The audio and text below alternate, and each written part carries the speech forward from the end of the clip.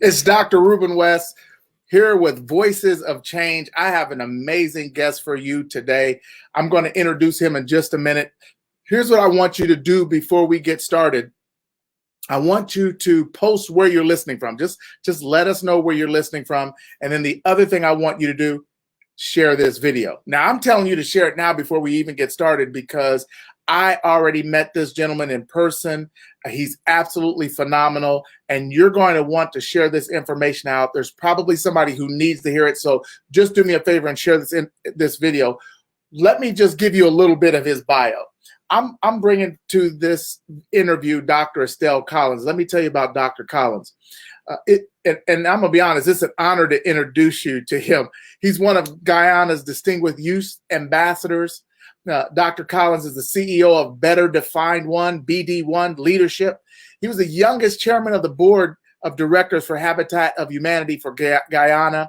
He was appointed as the special envoy representative to the government of Guyana on behalf of the United States Global Leadership Council. Now, I'm talking about none other than Dr. Astell Collins. Listen to this. He's the recipient of countless awards. I don't have time to go through all of his awards, or that's all we'd be able to get to. So I just pulled a few from his bio. But Dr. Astell Collins is a recipient of the United Nations Golden Rule International Award. He's a recipient of Guyana's Award of Excellence. He was awarded the Global Leadership Award at Capitol Hill in Washington, D.C. He's a World Civility Ambassador. And not only that, I'm going to bring him on in about 5 or 10 seconds. I'm going to do that. But let me tell you this. Dr. Astell Collins, the founder of I Change Nations, literally looked at his body of work because he's been in a lot of different areas, a lot of different countries. I'm not going to tell you about it. I'm going to let him tell you. And he looked at his body of work and he said, here's what we got to do. We're going to make an award named after him. And so there's the I Change Nations Dr. Astell Collins Global Inspiration Award. I'm going to tell you about that later, but do me a favor, give him a virtual round of applause as I bring in Dr. Astell Collins. Dr. Astell, how's it going? Hi, good evening. Thank you for having me. Well, I can tell you the people are already coming in. I appreciate you. We got Corey Fox from Topeka, Kansas. Thanks for joining. Dr. Charles from Canada. Thank you for tuning in. April from Memphis. I appreciate you. We have Dr. Tracy Ward tuning in. Sonia Robinson from Glen Blanc, Michigan. I told you they were lining up to see you. If I called out everybody, we got Jamal Adams from Guyana. Jamal, thank you for being with me. You already know what kind of person I'm bringing to the stage. If you know I'm from Guyana, we have Kai from Baltimore, Monique from St. Louis. Listen, I could spend all day just going through who's here. I told you they were going to be excited about hearing you, seeing you. I've already been sharing information about you. So we're just going to get right into it.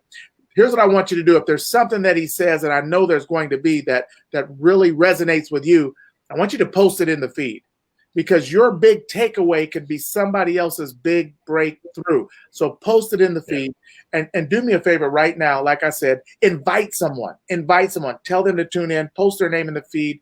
I'm going to go ahead and get started with Dr. Astell Collins. Now, Dr. Collins, I read in the introduction that you have an organization called BD1 organization. Tell us about that. What is it and what made you develop that? You know, I was actually living in South Africa at the time, and my brother visited me. And at the time, I had the company called Astell's Pen Empire.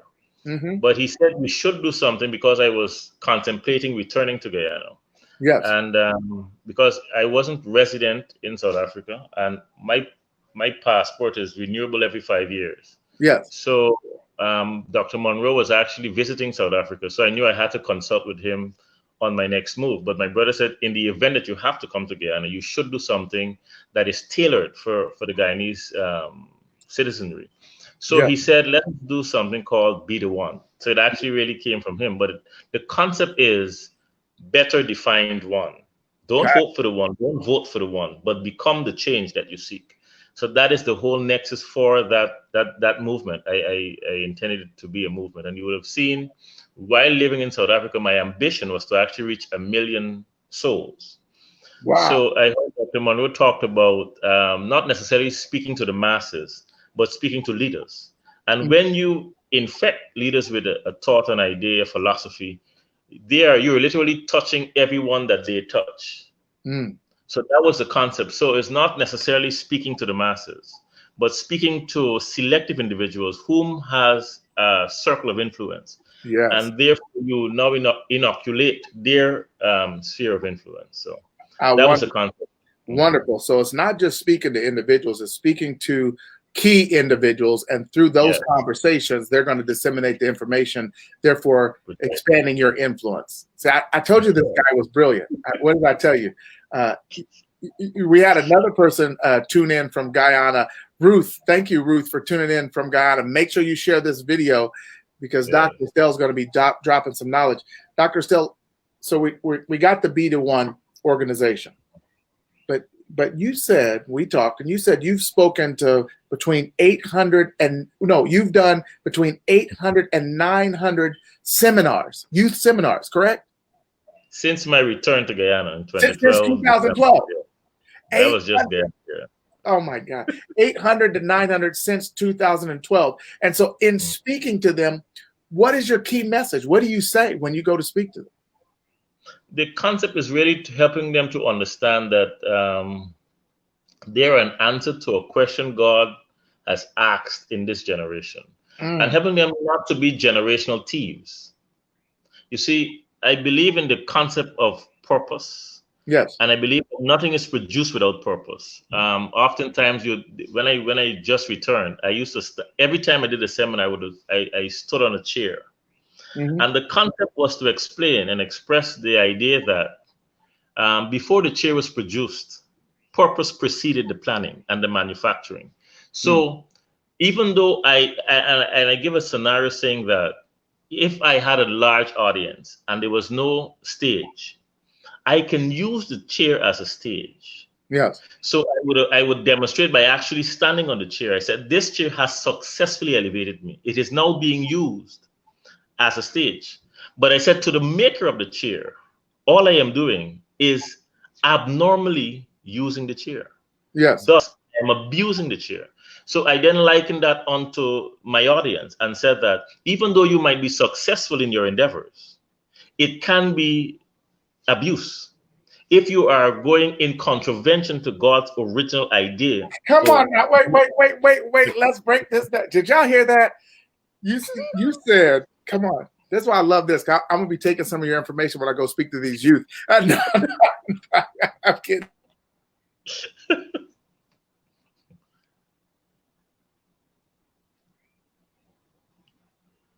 It's the signal.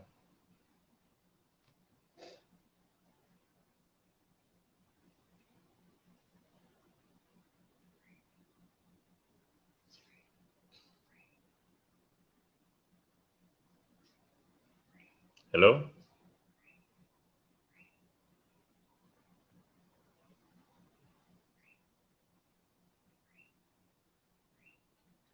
You're still on.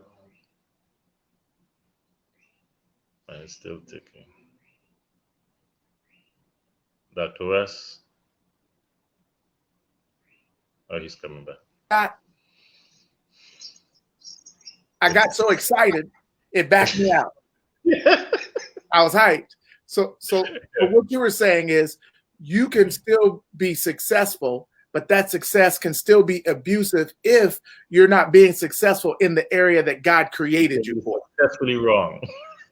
You know, and it's literally because there are people who have led successful lives. You've seen the stars, and they still commit suicide because there's a degree of fulfillment when it comes to actually doing and living on purpose. You know, there's a concept that says become yourself and defeat regrets. Because many people have pursued careers. They have garnered the level of wealth and notoriety and success that they always wanted, but they're not satisfied. They don't have that level of gratitude and contentment that is usually required. But so when you live a life on purpose, there's they said when you live a life on purpose, you don't need an alarm clock. There's a sense of deliberate living. Yes. There's a sense of intentional being. Yes. Where there's a degree of mindfulness that you are aware of where you are. So it's from nowhere to now here. So that is what I try to underscore when engaging with our youths. That's wonderful. Now, Dr. Astell, you talked about helping the youth discover themselves, and you have a philosophy, and you say you help them discover their tags, TAGS. Now, you guys get ready for this. I've heard this, but listen to Dr. Astell when he's talked about helping the youth discover their tags. Tell us what the tags are. Tag simply means your talents, abilities, gifts, and strengths. Talents, abilities, gifts, strengths. And strengths. You see, a good teacher is like a candle. It consumes itself to light the way. Say that again. Say that again. A good teacher is like a candle. It consumes itself to light the way. Somebody's got to put that in the feed. A good teacher is like a candle. It consumes itself to light the way. Continue. Yeah. Dr. Monroe taught me that you have to be, there must be a degree of authenticity. Do not teach what you have not lived. More so, do not teach what you have not become. So your life is the greatest teaching tool. So it's not about replicating and delivering as if you're FedEx. It's not replicating and delivering information, but rather the embodiment of philosophies. The world, there's nothing as powerful than an idea. An idea is even more powerful than debt.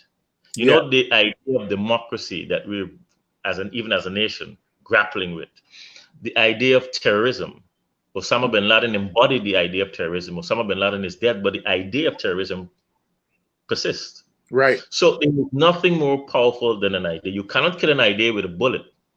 The only way to defeat an idea is with an opposing idea. With a better idea. So I deliver philosophies, you know, these are concentrated ideas, which help people to understand, you know, is Dr. Carter Woodson. I often like to quote him. He says, if you can control a man's thinking, you don't have to worry about his actions. When you determine what a man shall think, you don't have to concern yourself with what he will do. If you make a man feel that he's inferior, you don't have to compel him to accept an inferior status, for he will seek it himself. And if you make a man think that he's justly an outcast, you don't have to order him to the back door. He will go without being told. And if there's no back door, his very nature will demand one. We are now in a society that has denatured us. So no longer are we, it's like our very humanity has been challenged. It was a slave in 154 BC. He became a very famous playwright, and he says, "Umo sum umanini il mi ilium puto," which simply means I am a human being and nothing human can be alien to me. So even in our pursuit for success and significance as well as influence, one must always undergird that with a sense of humanity.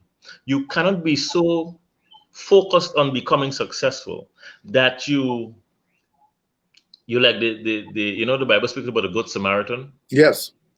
You like the publicans and the priests who pass your fellow brothers. They said, how could you love me whom you've not seen? Yeah. But don't love your brother whom you see every day. So there have to be a sense of humanity even in your quest for success and significance. So I try to create an environment that helps the youth to understand that they are seeds of possibility.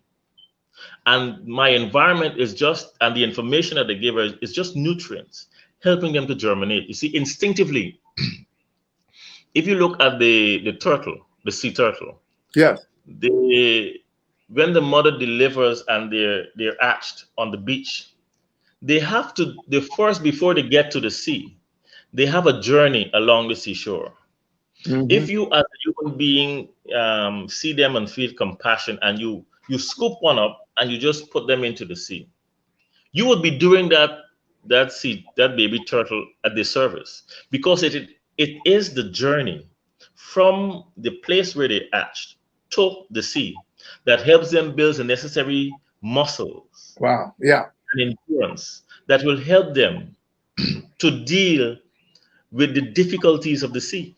So most of us desire to live and exist in a different realm without being processed. And going back to tags, come on. Nike communicates value. That is a brand. Your tag is your brand. That's why there's certain youth who join gangs. Right. Some people steal to wear a certain brand, a certain tag. So people want you based on your brand, your tag. Yeah. What is your brand? What value does your brand communicate? You know, most nations have been influxed with a not so expensive or durable brand, and we usually say it's from the Chinese. Right. So, but there's certain, like certain states or the US, England, they have certain quality products. China too, but the brand communicates a value. Mm-hmm. And Guyana was a nation that produced sugar, and that came from sugar cane. If you take a stalk of sugar cane and you peel it and you bite it, you can taste the sugar, you can taste the sweetness. But if that same sugar cane is processed and it becomes crystallized and then further packaged, the value of the sugar cane, there's no comparison with a packaged product. Yeah. So most of us have raw talent. Come on, Doctor. But we refuse to be processed. Come on, Doctor. Come on. Get a scent. But if that is processed and you put it in a bottle and you call it cologne, the value increases. So I help the youth to understand the power, the purpose, and the necessity of being processed. So that is the uncovering of your tag. Yes. I told you guys. Now, if you haven't shared this video, hit the share button. I told you he's going to be dropping nuggets all evening long. This is what he does. The gentleman is brilliant. Dr. Charles out of Canada said you'll be a powerful guest on his show, The New African Conversation. So I want to put you two together. I already knew that was coming. I knew that when people heard you, they would say, hey, wait a minute, we've got to get him on our show because that's what we do. Dr. Astell, I was reading an article from a while back where they were interviewing you. And in the article, you talked about leadership is complex in its simplicity and it's simple in its complexity. And I just thought that was great. You and I talked about this, but I have to have you share this with our leaders. Break that down for us. Unpack that. You know, leadership is like beauty. You can't necessarily describe it, but you know it when you see it. Most people believe that leadership is a position, it's a title, and thus we've created a generation that has an appetite for pseudo leaders. People just in leadership positions and with titles. So you have not necessarily having leaders, but you have people masquerading as leaders, manipulating people. Dr. Monroe had a powerful definition of leadership. Leadership is the capacity to influence others through inspiration, motivated by passion, generated by a vision, produced by a conviction, and ignited by purpose.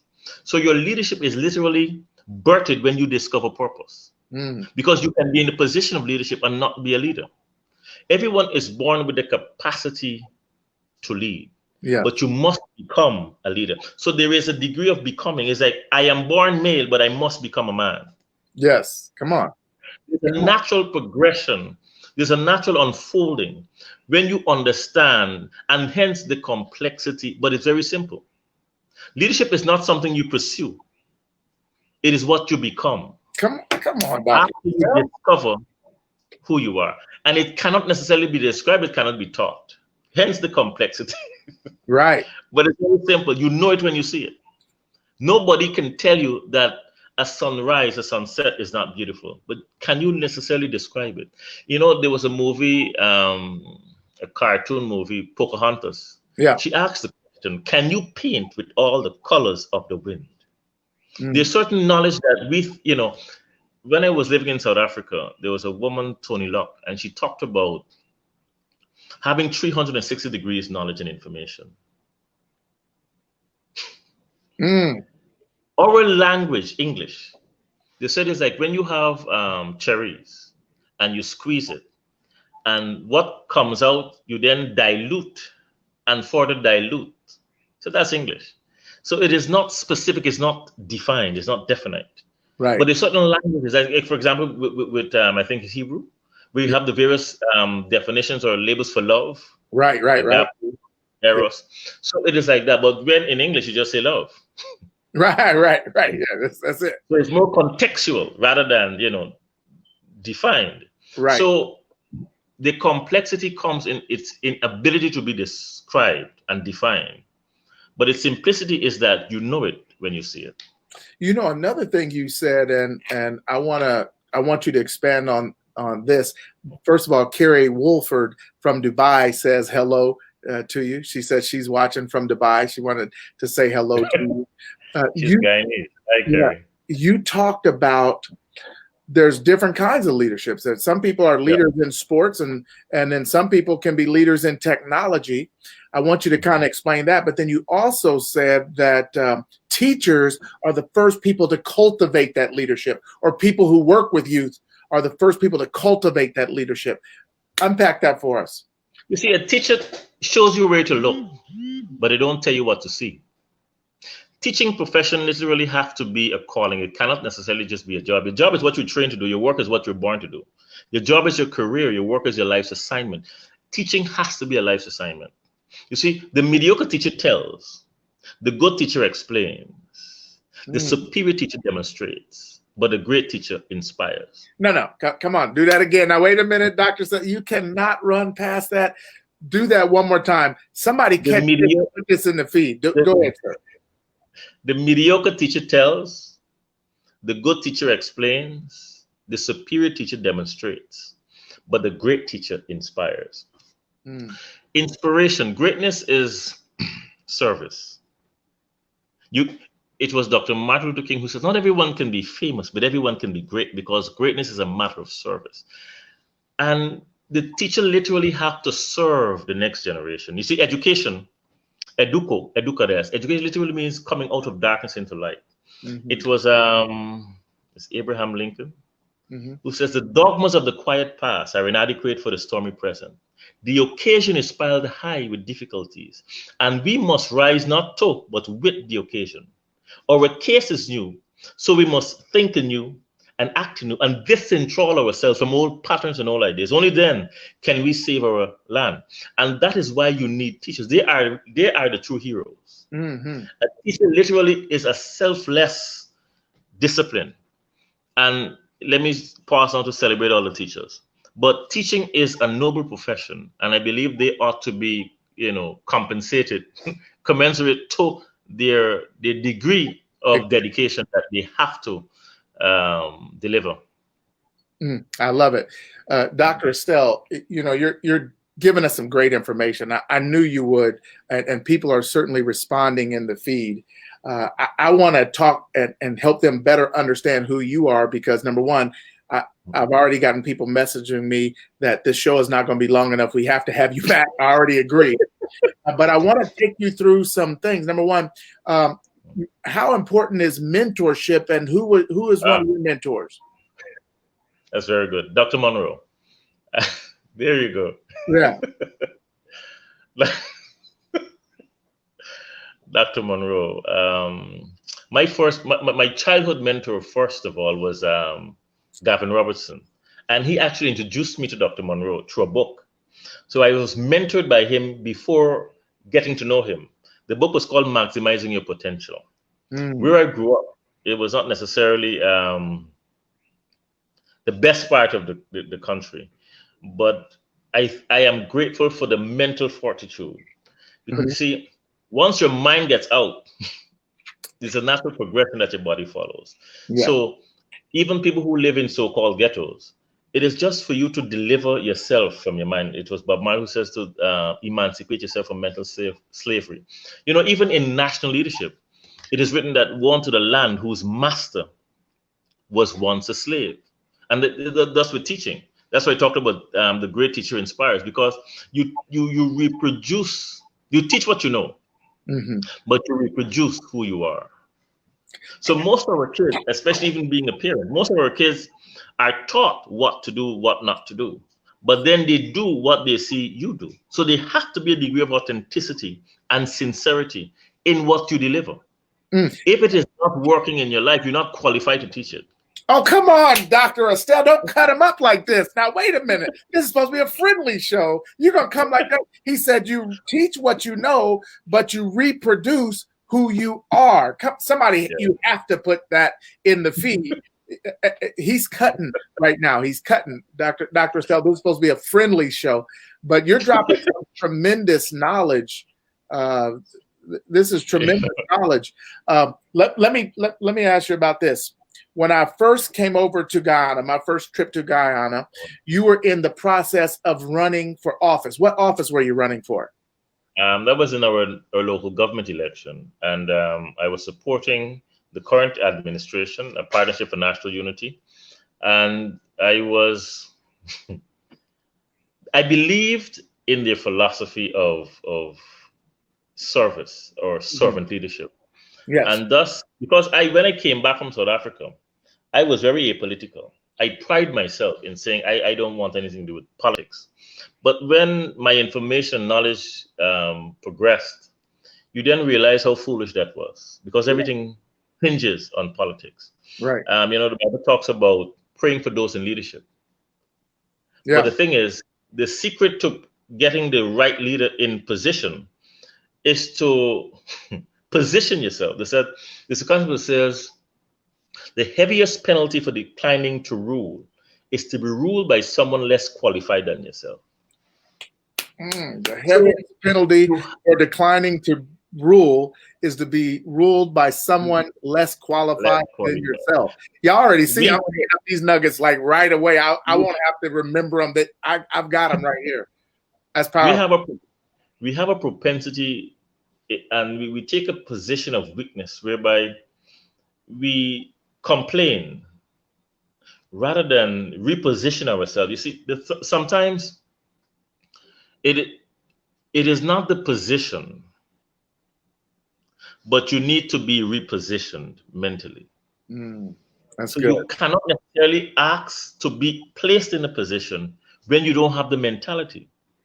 Most people seek the certification, which disqualifies them. So certification does not qualify you adequately to be in leadership. It must come from the deeper resources of your soul that you have. And that is why I admire our current president. He is a father, and he leads with the heart of a father. Whereas you have others who are purporting to be leaders, who, as I said, are mannequins of democracy. Mannequins of democracy. So they're dressed in what you would like to buy, but they don't talk, they don't walk. They are like puppets. They simply echo the sentiments of the puppet master. So you have now, in contrast, a leader who leads and understands what the nation needs. It was upon his birthday that he was asked, "What do you want?" And he responded by saying, "I want to have all the kids who cannot afford to go to school be able to go to school." So we had the buses. This is the president I'm talking about, or leader, President David Granger, who had on his birthday initiated a 5B initiative, whereby if you could not afford to go to school, whether it was buses, bikes, boots, books, breakfast, that was his heart, the heart of a father. So we don't have a leader who is not touched by the infirmities of the masses. You don't have a leader who is not influenced by the bourgeoisie. Right. You have a leader who understands the plight of the people.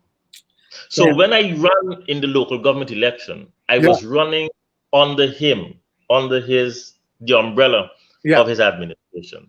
So even though I didn't win, right, you would remember, because you were there at the time, that because Dr. Rivers asked me, "I see, you think you're going to win?" Obviously, I said yes, but it was just not my time. No, it's not your time. But wait a minute, because this is what I want to get to.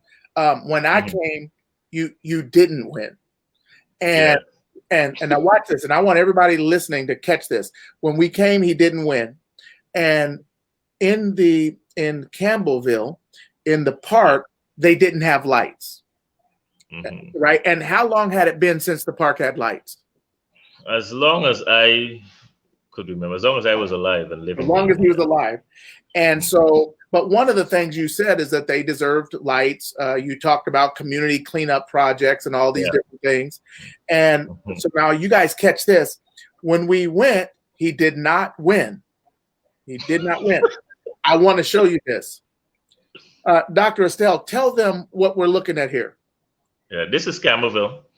And most of the streets were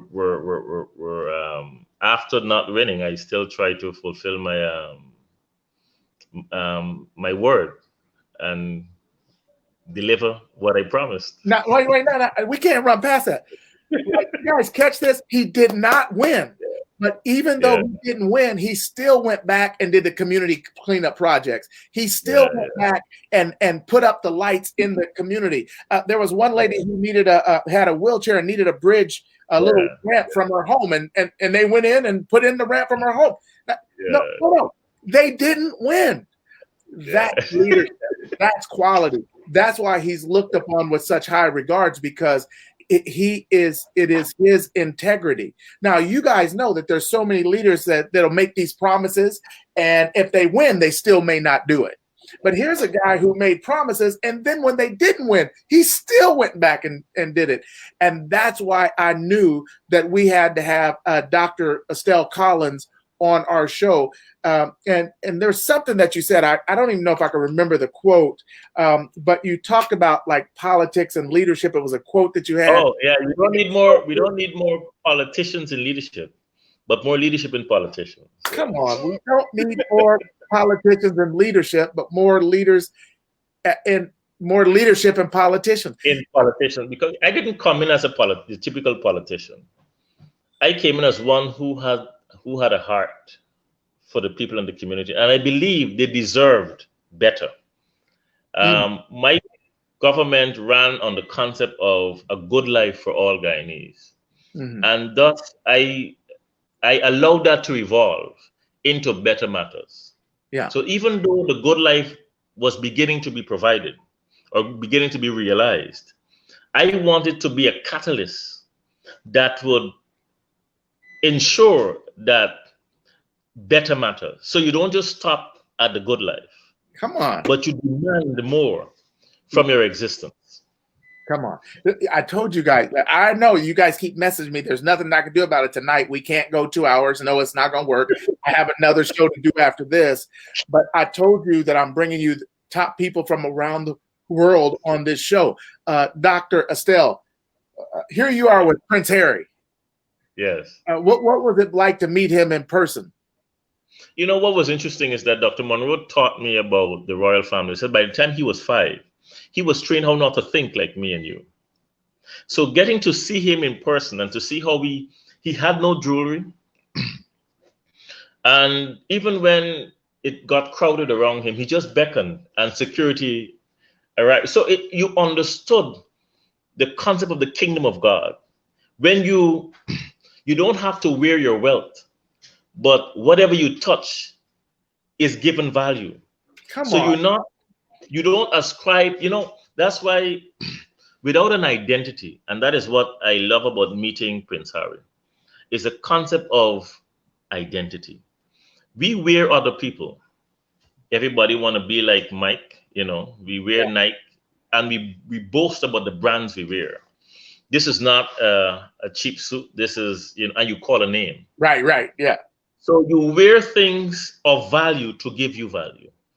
Meeting Prince Harry, you understood that you have to become a person of value to add value to wherever you go. Because he came to Guyana and the various locations he visited, it became valuable. Come on. His father or his uncle visited before, and their places named after that visit, because they came embodying value. And that is why I try to undergird when I speak or communicate to the youth, is to understand your value, not your worth. You're right. I pay X amount because I believe that is what it's worth. But somebody else, it's like if you have a ring. There's a story of a man who gave his son a ring, And he said, go to the jeweler, go to the market, and go to the museum, or, And when he went to the market, it was sold. He said, you'll get $5 for this. When he went to the museum, you get $10. When you go to the jeweler, I will give you $1 million, because you might be devalued based on who you're asking to validate you. So you have to understand who you are, whose you are, and why you're here. Only then can you make a contribution to society in your time. Hence, I talked about the richest spot on earth is not necessarily the diamond mines, the gold mines, and this is a concept I got from Dr. Monroe. The richest spot on earth is the graveyard, because most people die never showing up. The graveyard is the richest spot on earth because of the potential that was never unearthed, that never manifested. So you have to understand, give people permission. Most of us talk about greatness and influence. And the question was asked, why are you so influential? Because it was a particular political party that was trying to woo and seduce me to endorse. And I said my value, and then the trinkets that comes. I said my value is not necessarily my influence, but it's my ability not to be influenced. Come on now. He said my value is not necessarily my influence, but my ability to not be influenced. In other words, they can't get me on the flim flam. I love this. I love it, you guys. Man, I know. We Dr. Astell, they keep messaging me on the side. Let me just get you to commit that you will come back. Will you come back? I will come back, definitely. He will come back. So he will come back. Quit blowing my thing up. There's nothing I can do. They keep blowing my phone up right here. There's nothing I'll ask him to come back. We only have so much time today. Dr. Astell, I want to ask you something else, because this is important. Dr. Clyde Rivers, founder of I Change Nations, looked at your body of work, all the things that you've been involved in, all the things you've done, how you've positioned yourself, how you carry yourself. And anybody listening right now, you already see this is a man of value. You already see his character. And so Dr. Astell, Dr. Rivers, through I Change Nations, established the I Change Nations Dr. Astell Collins Global Inspiration Award. As a matter of fact, he took a delegation of 12 or so people there. There's Dr. Corey Briggs receiving the Dr. Astell Collins Award in Campbellville at an event that he set up while we were there. But what I want you to do is tell the people what it was like to have an award in your name, and what is the criteria for the award? That was particularly humbling, because where I'm from, it is easy to fit in and go along to get along. One of the greatest challenges in life is to be yourself in a world that is trying to make you like everyone else. So, and to effectively conduct the symphony of your life, you have to be willing to back the crowd.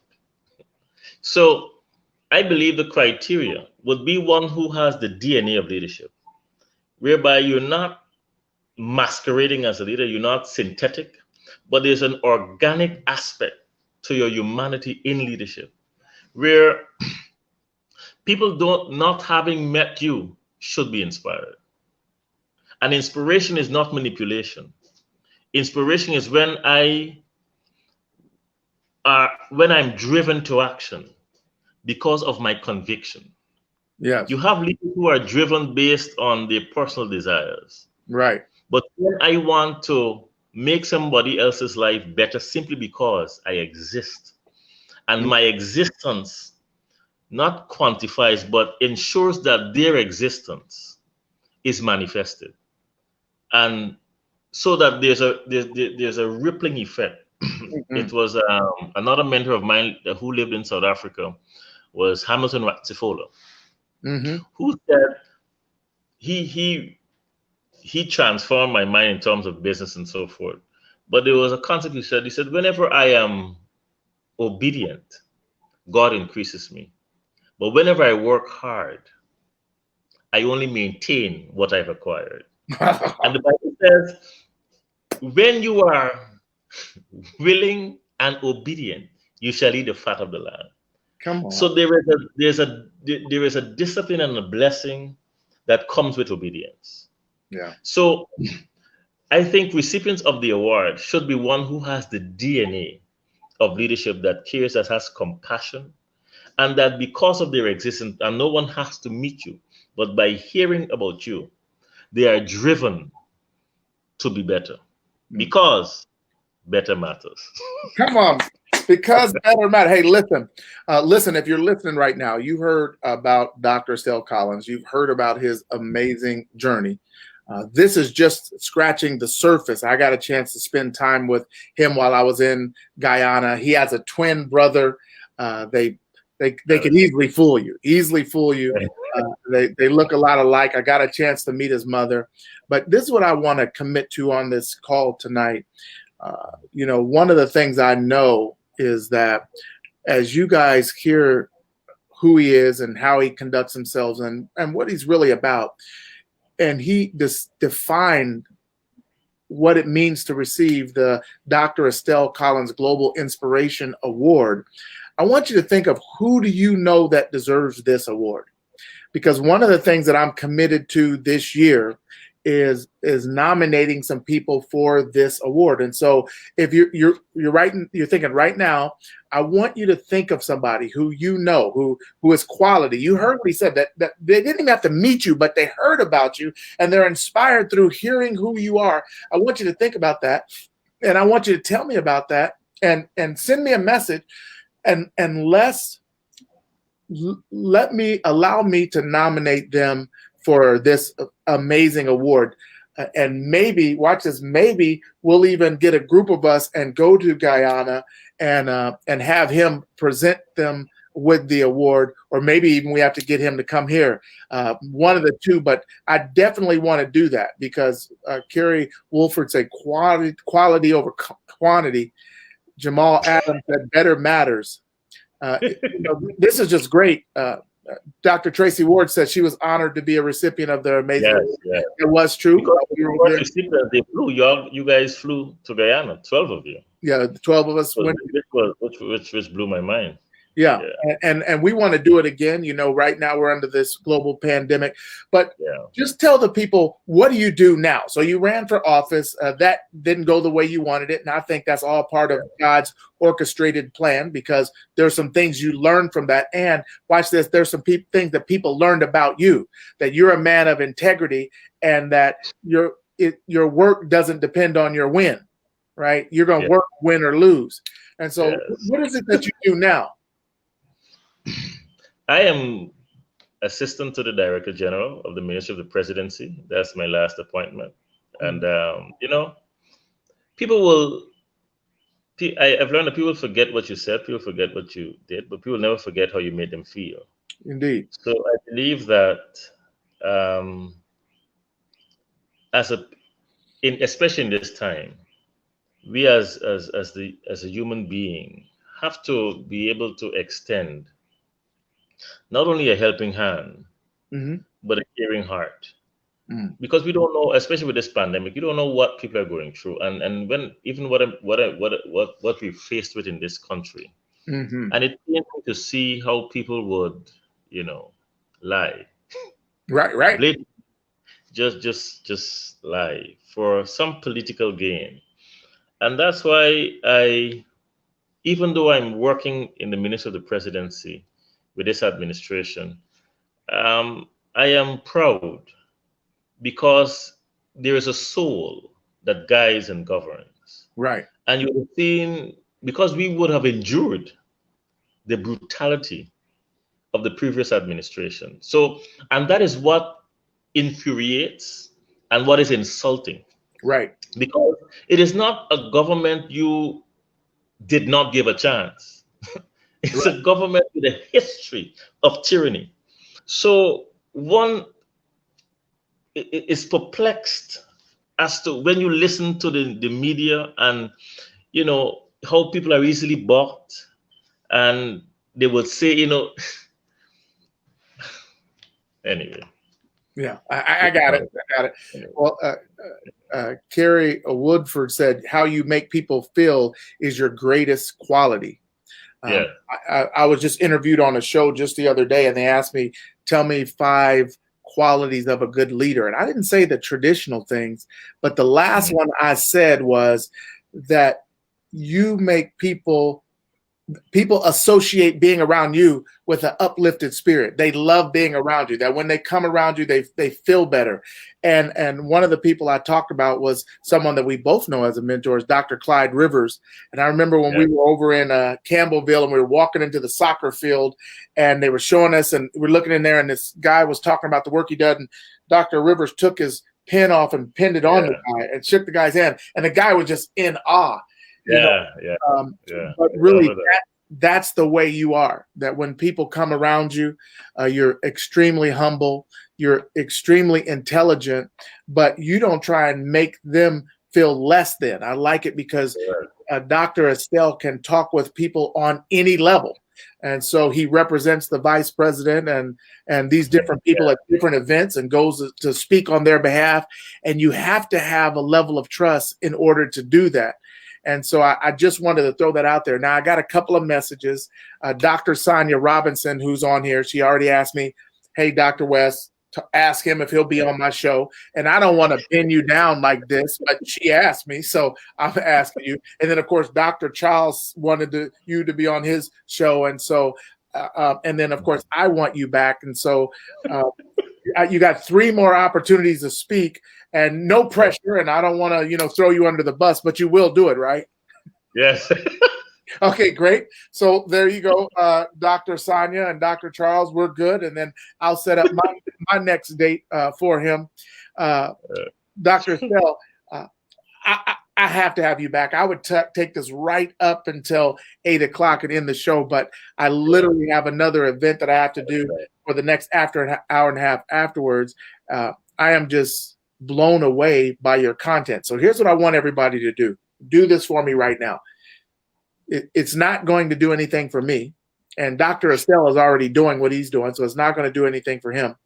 But there's somebody who needs to hear this interview. I mean, there's somebody who's thinking about going into leadership, and they need to know that it's not going into leadership, it's leadership that is in you being brought out. Being manifested. Right? And so they got to know that. He dropped some serious nuggets in this show, and somebody needs it. So do me a favor right now. And when you share it, don't just hit share and don't say nothing. Tell them why you shared it. Say, you need to hear this. Share it and say, you need to hear this. And here's another thing. We put some great comments in the feed. We put some great takeaways in the feed. And here's what I know. Your big takeaway could be someone else's big breakthrough. So you have to share this interview. Here's what I'm going to do. I'm going to let Dr. Astell Collins give us his closing thoughts in just a moment. Hold on just a moment. But I was very serious about nominating some people for his award. I think the award is really only as good as the person that it's named after. And here's a person who has the utmost integrity. I'm not saying this at a hype. I don't know many politicians who would not win the election and still go back and do the things that they said they were going to do. And he's laughing because he's like, well, it's not that big of a deal. But it is that big of a deal because most of us struggle with politicians that get elected and still don't do what they said they were going to do. And so here you are doing it after the fact. And so it is to be commended. Your influence is tremendous. I can't wait to come to Guyana and see you again. I can't wait to submit the information to you about the people that we've selected that for you to consider and your board consider to receive your award. You guys, thank you for tuning in. I'm going to let Dr. Astell Collins share with us his closing thoughts. Please, sir. Yes. And, when you talk about the not winning, I remember Dr. Maya Angelou, who says, I can be changed by what happens to me, but I refuse to be reduced by it. Come on. Anyway, No, wait. See, like, look, on the way out the door, he's just heavy hitting. Listen to what I tell you. Readers are leaders and leaders are readers. And Dr. Astell Collins is a leader and he's a reader. You see how he just drops this information and you know that you're only ever getting a smidgen of his knowledge. That's why I knew I had to have him on the show. He was the first male I brought on this show because I wanted to set the standard, and he just raised the bar very, very high. And I don't know who I'm going to have next week. I'm struggling. I'm struggling for next week. Dr. Astell Collins, do me a favor. Give us your closing thoughts. I usually use a poem that has, sort of been my theme, which is, I sought God and found myself, for I'm in him as he's in me. This is neither religion nor theology, but the essence of spirituality. Humanity has lost its way, but he remains the potter as we are the clay.